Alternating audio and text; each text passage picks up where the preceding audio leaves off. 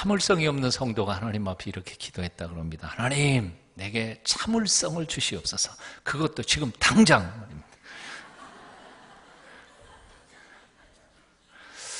묻습니다. 하나님이 우리에게 참을성을 어떻게 주실까요? 하늘에서 번개치는 것처럼 뚝 떨구어서 우리에게 참을성을 주실까요? 아니면 우리가 참을 수 있는 환경과 조건을 주시면서 참을성을 길러 갈 기회를 주실까요? 네, 너무 쉬워서 대답을 안 하십니다.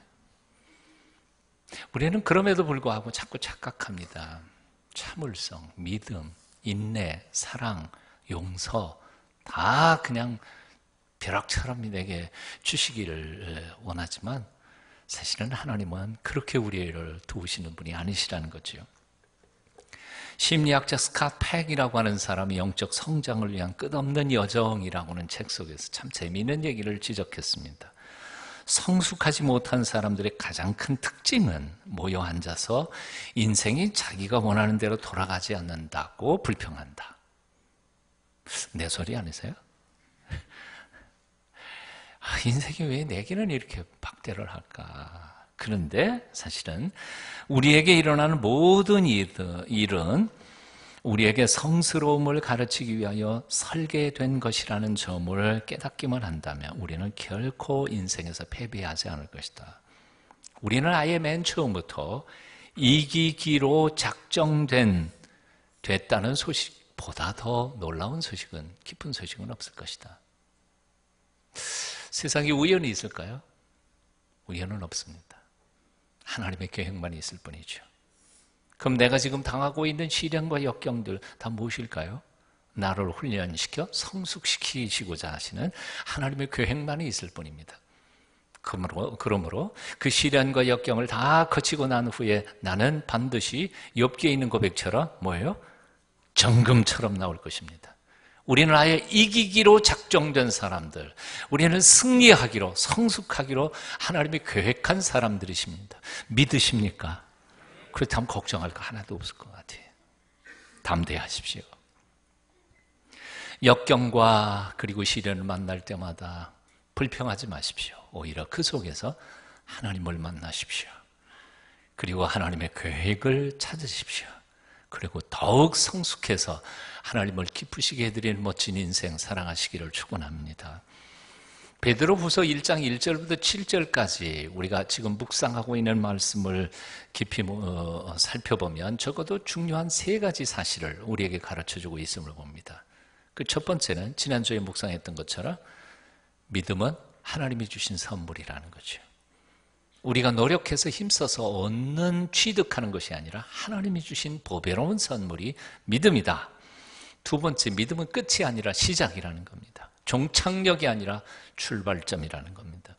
세 번째로, 그래서 보배로운 믿음을 하나님께 거저받은 사람들이 해야 할 일이 있다는 거예요. 그 믿음 위에다가 땀을 흘려서 쌓아가야 할, 건축해야 할 것들이 있다는 거지. 의무가 있다는 겁니다. 첫째, 믿음은 선물입니다. 지난주에도 말씀 나누었던 것처럼 사도 베드로는 이렇게 쓰고 있습니다. 보배로운 믿음을 받은 자들에게 편지하노니, 보배로운 믿음을 받은 자, 우리가 받은 거예요. 우리가 취득한 게 아니에요. 노력해서 어디서 따온 게 아니에요. 하나님 앞에 그 보배로운, 금보다 더 귀한 믿음을 우리가 그냥 거저받았어요. 예수 그리스도께서 피 뿌려 죽으신 대가로 하나님 아버지께서 우리에게 주신 믿음, 그래서 보배로운 믿음. 에베소 2장 8절에서 사도 바울은 이렇게 적고 있습니다. 너희는 그 은혜에 의하여 믿음으로 말미암아 구원을 받았으니 이것은 너희에게서 난 것이 아니요, 따라해 보십시오. 하나님의 선물이라. 하나님의 선물이라. 그렇습니다. 여러분 중에 믿음 좋으신 분 있으세요? 교만할 거 없어요. 하나님이 주신 거예요. 옆에 있는 사람 믿음 없다고 옆에 있는 사람 함부로 판단하고 정죄하지 마세요. 왜냐하면 하나님이 안 주신 것뿐이죠. 성 프란시스는 이런 표현을 했습니다. 하나님께서 내게 주신 은혜를 저 살인 강도에게 주셨더라면 그는 나보다 더 훌륭한 하나님의 일꾼이 되었을 것이다. 내가 이렇게 된 것은 하나님의 은혜 덕분이지 내가 잘났거나 착해서 그런 건 아니다. 프란시스의 이 고백이 얼마나 아름답습니까? 내가 어느 정도 믿음이 있어요. 그래서 그 믿음의 기적과 그 놀라운 역사를 이루어가고 있어요. 하나님의 은혜일 뿐이죠. 내 옆에 있는 내가 어쩌면 이렇게 정죄하고 어쩌면 시시하게 보는 그 믿음 없는 사람들에게 내가 받은 은혜를 주신다면 아마 그는 나보다 훨씬 더 신앙생활을 잘할지도 몰라요. 네, 꿀리는 게 있으신가 봐요. 아멘. 그렇죠. 하나님이 내게 주신 것 선물입니다. 잊지 마십시오. 두 번째로요, 믿음은 끝이 아니라 시작이라는 거죠. 어떤 이들은 믿음이 끝이라고 생각합니다. 그래서 믿음으로 구원받았으니 이제는 죄를 지어도 천당 갈 수 있다고 생각하는 것입니다. 바로 요즘에 사고를 치고 있는 이 구원파 사람들이 대표적인 인물들이죠.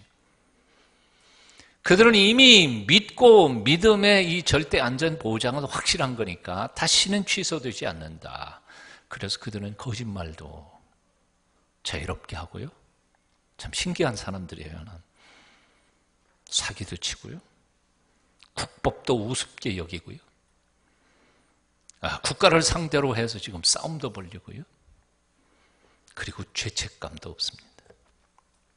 며칠 전에 신문을 보니까 세월호 사건에, 세월호에 탑승했던 선원 중에 15명 중에 1명만 죄책감을 느낀대요. 14명, 우리가 무슨 죄를 졌냐 그런다는 거죠. 기가 막힐 노릇이에요. 하지만 성경은 그들의 주장과는 정반대로 말씀하신다는 사실을 우리는 기억해야 합니다. 로마서 5장 1절은 이렇게 선포합니다. 그러므로 우리가 믿음으로 의롭다 하심을 받았으니 우리 주 예수 그리스도로 말미암아 하나님과 화평을 누리자. 하나님과 화평을 누리라. 명령도 되고 권유도 됩니다. 헬라 원전의 문법적인 의미는 이 본문은 믿음으로 의롭다 하심을 받았으니 이제 끝이다 말하지 않습니다. 믿음으로 의롭다 하심을 받았으니 이제 우리는 아무렇게나 살아도 구원받는다 그렇게 말하지 않습니다. 믿음으로 의롭다 하심을 받았으니 이제 하나님과 화평을 누리라고 명령하고 있습니다. 하나님하고 화평해야 한다. 화해해야 한다. 그렇습니다. 하나님께로부터 보배로운 믿음을 받은 사람들은 이제부터 하나님과 화평해야 할 의무가 있는 것입니다. 하나님과 화평한 삶이 무엇인지를 배워야 할 의무가 있고 배운 대로 실천해야 할 의무가 있는 것입니다. 그래서 결국 하나님처럼 하나님과 닮아가는 성숙한 그리스도인으로 살아야 할 의무가 있다는 말입니다. 그리고 하나님과 화평한 삶은 더 나아가서 하나님과만 관계가 있는 게 아니라 하나님이 우리에게 허락하신 이웃들과도 화평한 삶을 살아가기 위하여 노력해야 한다는 말입니다. 그러므로 우리가 구원을 받은 것은 그저 죽어서 천당 가기 위한 것만이 아닙니다. 오히려 우리들의 모든 삶, 이 지구상에서 죽기 전까지의 삶 속에서도 화평을 이루며 성숙을 위해 노력해야 하는 삶이라 그 말입니다. 다시 말해서 믿음은 끝이 아닙니다. 시작입니다. 믿음은 종점이 아닙니다. 출발점입니다. 하나님께로부터 보배로운 믿음을 선물로 받았으니 이제부터는 최선을 다하여 구원을 이루어 가기 위하여 노력해야 한다는 것입니다. 그동안 우리가 돌아보면 한국교회는 죽어 천국 가는 것만 강조하다가 보니까 죽기 전 세상 속에서 살아야 할 마땅한 그리스도인의 삶을 잘 배우지 못했습니다. 그래서 예수 믿는다 하면서도 세상 사람들보다 더 거짓말 더 잘합니다. 더 못한 삶을 살아가기도 했습니다. 예수 믿는다 그러면서 사기치고 모함하고 자기 이익을 위해서 남을 깊이 생각지도 않고 희생시키고 별의별 짓을 다 했습니다. 제가 부흥회를 가서 인도했던 교회들 중에도요. 어떤 분 그러더라고요. 그 교회 바로 옆에 땅이 있었는데 그 땅에 대하여 그 교회에 나오시던 장로님이 사기를 치고 팔아넘기고 갔는데 거기 사고 장로님이 무슨 사기를 쳤겠나 그래갖고 그냥 믿거라 하고 사가지고 왔는데 그 모양 당하신 거예요. 그분이 교회 나오시겠어요? 죽어도 안 나와요. 정말 말 그대로 죽어도 안 나와. 그래서 그 교회하고 그 땅집 주인하고 얼마나 대판 싸우는지, 부흥회 가는데도 부흥회 1인 반대, 피켓 들고 반대하고 있어요. 얼마나 부끄러운 일이에요. 가만히 정직하게 돌아보면 믿는다 하면서 사실은 믿지 않는 사람들이 참 많습니다. 하나님의 살아계심도 안 믿습니다. 하나님의 심판도 믿지 않습니다. 그래서 하나님도 두려워하지 않습니다. 제 욕심과 본능을 채우기 위해서 하나님을 이용해 먹으려고만 할 때가 참 많습니다. 그들은 스스로 확신합니다. 천국, 영생, 따놓은 당상이라고 말하지만 실제로 영적 분별력을 가지고 들여다보면 그들은 실상은 모든 걸 다 잃어버렸습니다. 천국도 잃고 이 땅 위에서의 삶도 잃어버렸습니다. 주님께서 뭐라고 말씀하셨던가요? 맛 잃은 소금은 어디에도요 쓸모가 없어요. 다만 밖에 버리고 사람들에게 밟힐 뿐이니라. 맛 잃어버린 소금은 교회에도 쓸모가 없고요, 세상에서도 그런 사람들은 쓸모가 없어요. 이제 한국교회는 죽어 천당 가기 전 이 땅에서의 평화의 삶을 배워야 할 때입니다. 하나님이 주신 보배로운 믿음 위에 우리의 아름다운 삶과 인격의 덕을 쌓아 살아계신 하나님의 성품을 닮아가기 위하여 애써야 할 때라 그 말입니다. 그리하여 천국에 이르기 전에, 아니 정확히 표현하면 죽기 전에 우리의 삶 속에서 천국을 조금씩이라도 맛볼 수 있는 성숙한 그리스도인들이 되어야 한다 그 말입니다. 믿으십니까? 그래야 됩니다. 어떤 분이 표현했던 것처럼 이 땅에서 천국을 맛보지 못한 자가 어떻게 천국에 들어갈 수 있겠느냐. 오늘 본문에서 베드로는 먼저 이렇게 외칩니다. 그러므로 너희가 라고 표현합니다. 하나님이 보배로운 믿음을 우리에게 주셨습니다. 그러므로 우리도 뭔가를 해야 한다는 거죠. 너희가 주도권을 우리에게 주었어요. 저를 포함해서 많은 이들이 시편 127편 솔로몬의 시를 참 좋아합니다.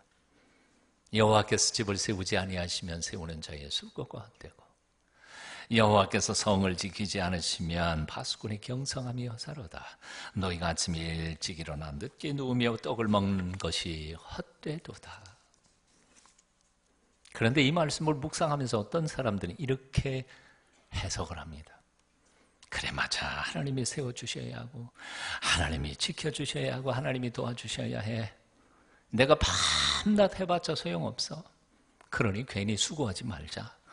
가만히 있어서 하나님이 하시도록 내버려 두자. 별로 웃질 않네요. 여러분들이, 나는 농담으로 읽었는데 여러분들은 마치 심각하게 받아들이시네요. 어떠세요? 이 말에 동의하세요? 동의하시면 안 돼요.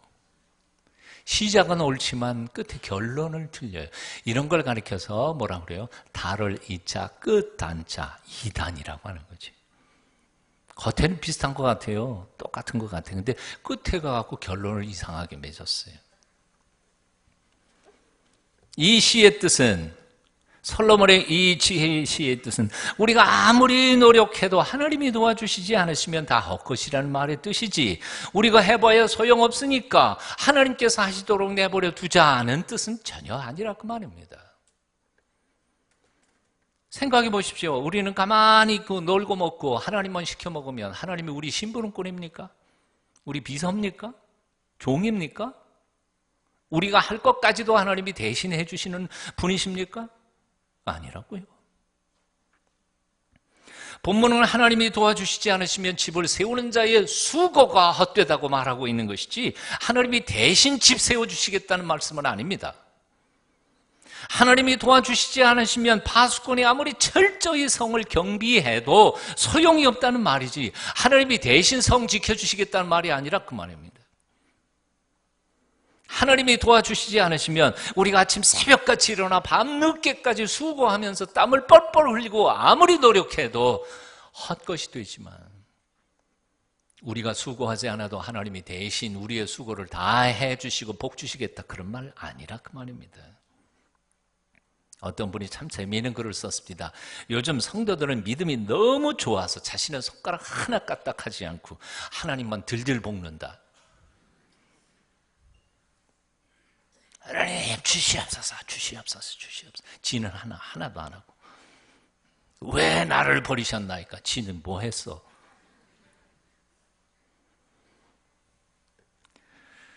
성경은 곳곳에서 명령하고 있습니다. Do something. 해라는 거예요. 하라는 말이 얼마나 많이 나와요. 기도해라, 사랑해라, 용서해라, 섬겨라, 달려라, 깊이 생각해라, 인내하라, 참아라, 기다리라. 얼마나 많이 명령하고 있습니까? 그런데 하나님의 명령들을 우리는 다 무시해버리고 하나님이 날 도와주시지 않는다고 착각하고 있어요. 하나님이 우리 인생 대신 살아주셔요? 아니요. 사도 바울은 정말 두려운 얘기를 편지 속에서 놨습니다. 사실 어떻게 보면 굉장히 교만하게 보이는 표현인데요. 고린도전서 3장 9절입니다. 우리는 하나님의 동역자들이요. 이거 굉장히 무서운 얘기 아니에요? 하나님하고 동업한대요. 어떻게 이렇게 건방진 얘기를 할 수 있어요? 그런데 그 말의 뜻이 굉장히 의미가 있어요.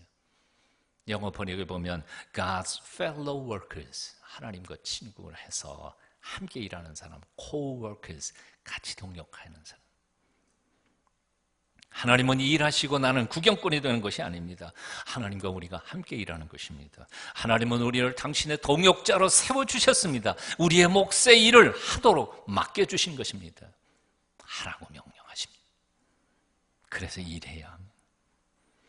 하나님께서 우리를 위하여 구원의 놀라운 역사를 이루셨습니다. 그 신기한 능력으로 우리를 붙들어 주시고 우리의 영육 간에 아울러 필요한 모든 것들을 지금도 공급해 주십니다. 지난주에 묵상한 말씀 아닙니까? 그리고 그 크고 놀라운 보배로운 약속을 우리와 맺어주시고 그리고 보배로운 믿음을 우리에게 주셔서 그것을 받아 누리면서 살아가게 하셨습니다. 그러므로 하라는 겁니다. 그러므로 기도하라. 그러므로 사랑하라. 용서하라. 힘들어도 해보라는 거지. 자, 그렇다면 보배로운 믿음을 받은 우리는 무엇을 어떻게 해야 합니까? 오늘 본문에 보면 더하라 그렇게 말씀하고 있습니다. 더하라. 5절부터 7절까지 여러분 함께 같이 읽어보실까요? 함께 읽어봅니다. 자, 같이 읽습니다. 시작. 그러므로 너희가 더욱 힘써 너희 믿음의 덕을, 덕의 지식을, 지식의 절제를, 절제의 인내를, 인내의 경건을, 경건의 형제 우애를, 형제 우애의 사랑을 더하라. 그러니까 믿음으로 출발합니다. 이건 출발점이에요. 믿음이 종착점이 아니에요. 믿음은 이제 신앙을 시작하는 거예요, 겨우. 믿음이 좀 있다고 해서 뭐 된 것처럼 착각하지 말라는 거예요. 하나님이 주신 보배로운 믿음 위에다가 7가지의 덕목, 인품, 하나님의 성품을 닮아가는 인품, 인격을 훈련해서 쌓아가라는 겁니다. 그 7가지. 그런데 사실 우리 한글 성경에는 7절에 가야 더하라 그런 말이 나오죠. 하지만 헬라어 원전에는 더하라라는 말이 5절에 나옵니다. 헬라어는 영어하고 구조가 비슷한 것 같으면서도 조금 영어하고 다른 점, 오히려 한글과 똑같은 점이 한 가지가 있습니다. 그것은 뭔고 하니 헬라어는 단어들을 막 쭈죽박죽 해놔도 말이 통합니다. 그러나 영어는 쭈죽박죽 하면 말이 엉뚱하게 되지 않아요. 예? 자, 여러분 이제 밥 먹어 그런 말 알아들으셨죠? 먹어 밥 알아들으셨어요? 이거하고 이 뒤 바꿔놨는데 해도 말이 되지 않아요. 예, 말이 돼요. 근데 헬라어 문장도 역시 마찬가지입니다. 그리고 거기에다 하나 더 보탭니다. 우리나라 한국말처럼 정말 중요하고 강조하는 말을 제일 앞에 놓습니다. 제일 앞에. 물론 그러므로라는 말 다음에 힘써 열심을 난 다음에 더하라 그런 말이 나옵니다. 그러니까 힘쓰라는 말이 훨씬 더 강조되었고 그 다음 강조된 게 더해라, 보태라 그런 말이고 그 다음에 더해야 할 것들이 7가지가 쭉 믿음 위에 덕을, 덕 위에 지식을 그리고 쭉 소개된 겁니다. 그러니까 사실 오늘 제가 말씀 나눌 때 5절에 있기 때문에 더하라를 먼저 설교를 하는 겁니다. 이 더한다는 말이 참 재미있는 용어입니다. 헬라어로는 에피고레케이사테라고 하는 말인데요. 뭐 말이 조금 이상하긴 해도 에피라는 말은 강조 용법입니다. 강하게 표현한 거고요. 그는 코레게인이라고 하는 단어입니다. 이 코레게인이란 말에서부터 요즘의 영어로 코러스, 합창이라는 말이 나왔습니다. 그래서 이 코레게인, 이건 동사고요. 코레고스라고 하면 합창을 지휘하는 지휘자를 가리키는 단어입니다. 코레고스. 이게 복수 형태로 나오면 복수 어미고 붙어서 코레고이, 그러면 합창 지휘자들. 우리 여기 있잖아요. 우리 집사님이 코레고스입니다. 코레고스. 이게 왜 이렇게 설명이 되냐면 조금 사연이 있어요. 아테네 국가, 아테네는 여러분 문화가 예술이 아주 창궐했던 아주 아름답게 부흥했던 곳 아닙니까? 그래서 국가적인 행사를 할 때 합창이나 뭐 연극이나 이런 공연들을 참 많이 했고 평상시에도 적어도 아테네 시 안에는 뭐 비극이 4개, 희극이 한 2개 계속해서 공연이 올라가는 곳이 바로 아테네 시였다고 하죠. 마치 우리 대학로하고 비슷한 것 같아요. 근데 가끔씩 국가적인 행사를 할 때 국립합창단을 창단하거나 조직을 하게 된다 그럽니다. 그런데 아테네에 국가 재정이 모자랄 때에 어떻게 할까요? 돈이 없었습니다. 돈이 없었는데 마침 그 합창단의 지휘자로 임명한 사람이 굉장히 부자였습니다. 그래서 어땠을까요? 합창단의 합창제에 들어가는 모든 경비, 먹고 입고 하는 거, 극장 장식 뭐 만드는 것까지 몽땅 처음부터 끝까지 이 합창 지휘자가 다 돈을 내서 경비를 해서 아주 영광스럽게 그 행사를 무사히 잘 마쳤습니다. 그러니 국가가 어떻게 생각했겠어요? 아이고 고맙다 그러고 국민들은 또 그 사람을 얼마나 고맙게 생각했습니까? 영모로 추앙하고 자, 한 번 해서 이렇게 되니까 그 다음에 아테네에서 무슨 일이 벌어졌을까요? 예, 그 다음에 돈 있는 사람들은 다 이런 일들이 생길 때마다 경쟁적으로 후원을 하기 시작한 거죠. 물론 거기 뭐가 나오는 건 하나도 없지만 경쟁적으로 후원했습니다. 그래서 본래 코레고스라는 말은 합창 지휘자라는 뜻인데도 그 다음에 부자들이 나서서 합창단 조직하고 하는 비용을 다 대는 그런 사람들, 즉 국가와 민족과 공동체를 위해서 자기가 하나도 유익이 없음에도 불구하고 기꺼이 자기 돈 내서 후원하는 부자들, 그냥 부자가 아니라 돈 많은 부자가 아니라 그렇게 후원하는 부자들을 가리켜서 코레고이, 뜻은 합창 지휘자라는 뜻이지만 그런 후원자들을 가리켜서 코레고스라고 표현했습니다. 아주 독특한 단어인 거죠. 그 단어를 사도 베드로는 아주 특별한 용어, 오늘 본문에서 사용하고 있습니다. 이 코레게인이라는 동사인데요. 거기에는 그래서 적어도 3가지의 중요한 의미가 담겨져 있습니다. 첫째는 기쁘게 드리다는 뜻입니다. 억지로 하는 게 아닙니다. 즐겁게, 기쁘게. 두 번째는 자기 사역을 위해서 드리는 게 아닙니다. 모두를 위해 후원하는 겁니다. 세 번째는 조금 흉내만 내는 게 아니라 완전히 다 드리는 겁니다. 희생하는 거죠. 돈만이 아니라 시간도. 생각해 보세요. 합창 지휘자가 돈만 후원한 게 아니라 자기가 몸들여 갖고 지휘해서 합창단을 세운 거니까요. 그렇게 드린다는 3가지의 뜻이 있습니다. 이 뜻을 포함하면서 사도 베드로는 신약 성경에 이 단어는 한 번밖에 등장하지 않는데요.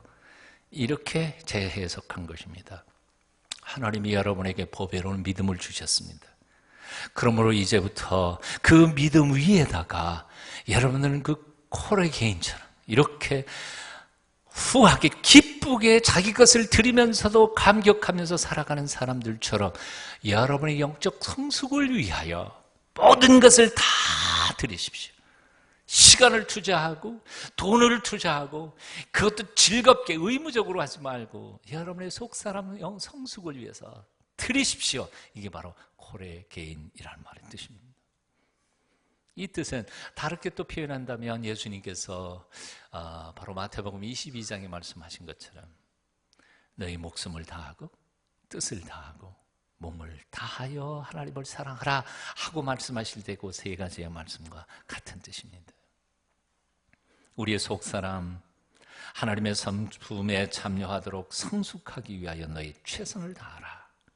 이것이 바로 오늘 본문에 베드로가 우리에게 요구하고 있는 요청의 말씀입니다. 그리고 그는 또 하나님의 성품을 닮아가기 위해서 적어도 7가지를 우리 믿음에 세워야 한다. 그리고 7가지를 소개하고 있습니다.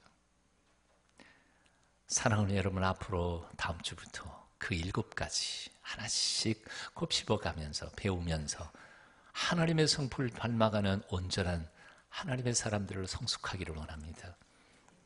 집에 가셔서도 깊이 묵상하시고 기대하는 마음으로 오실 때 성령께서 그냥 지식이 아니라 우리의 속사람 아름답게 성숙하도록 인도해 주실 줄로 믿습니다.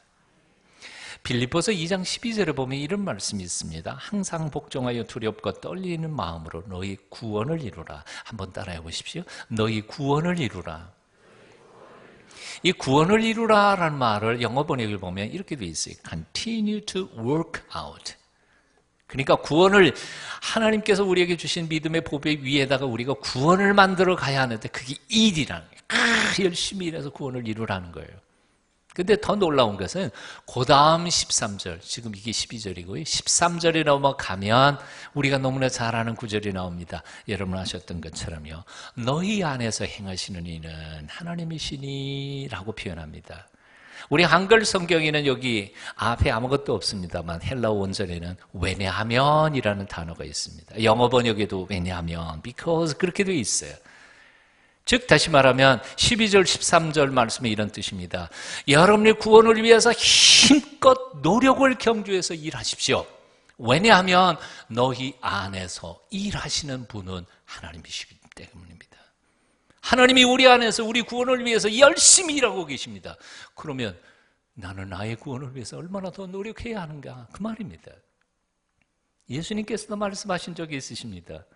아버지께서 일하시니 나도 일하노라. 그렇습니다. 오늘도 우리가 이렇게 결심해야 합니다. 하나님 아버지께서 일하시니 그리고 주님께서 일하시니 나도 나의 구원을 위하여 일하겠습니다. 결단하는 귀한 아침이 되시기를 축원합니다. 우리의 믿음을 뭘로 비유할까요? 우리의 믿음은 보배로운 믿음이니 황금덩어리처럼 비유할 수 있을지 몰라도 사실은 저는 겨자씨 하나를 같다고 생각합니다. 황금덩어리는 100만 년이 지나도 하나도 새끼를 치거나 뿔지 않습니다. 똑같습니다. 겨자씨 하나 별 볼 일 없어 보이지만 심고 거두고 심고 거두다가 보면 10년만 거두어도 한 산 전체를 뒤엎을 수 있습니다.